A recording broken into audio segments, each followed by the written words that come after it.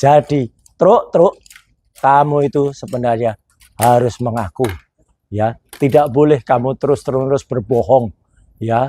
Loh, aku tidak bohong, tapi belum tapi bohong. Nah itu, ya. Itulah filosofi bagaimana dunia pewayangan yang dikamu. Tapi nanti dulu, kenapa Semarnya pakai celana yang berbeda dengan biasanya? Kenapa tidak pakai sarung? Semar saja, ya, itu sudah bisa mengaku bahwa dia perlu pendidikan.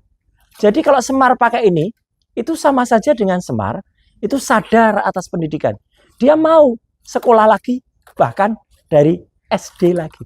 Nah, moral story dari cerita ini, meskipun sudah pernah memegang jabatan sebagai Ratu Petruk alias Prabu Wel Kedua Beh, Prabu Kantong Bolong, ya, tetap harus mengikuti pendidikan itu dengan runtut, ya. Truk, kamu tuh harus ngaku kalau memang masih SD, ya SD, ya. Tapi kalau memang sudah maju, ya maju nggak apa-apa, ya. Tapi kemudian sampai ada yang kemudian memfitnah Kanjeng Raden Multimedia Telematika, itu ada yang memfitnah, dikatakan, wah itu juga palsu. Kita ketawa saja, ya, kita ketawakan saja, karena yang namanya kebenaran itu akan tetap terus benar. Yang benar akan tetap benar. Itu kata-kata Pak Nasution, ya, Jenderal Besar Nasution, ketika melepas, ya, para pahlawan revolusi, ya. Kenapa kita mengingat lagi pahlawan revolusi? Karena penculikan para jenderal-jenderal revolusi itu persis sama dengan yang dialami oleh Kanjeng Raden Multimedia Telematika. Jadi kata-kata Pak Nas waktu itu ketika melepaskan para jenderal-jenderal itu dalam peti jenazah sebelum dimakamkan di Taman Makam Pahlawan Kalibata, diiringi tembakan salvo, ya. Tapi tembakan salvo waktu itu nggak ada yang kaget tuh, gitu. Kena salvo kaget, gitu ya.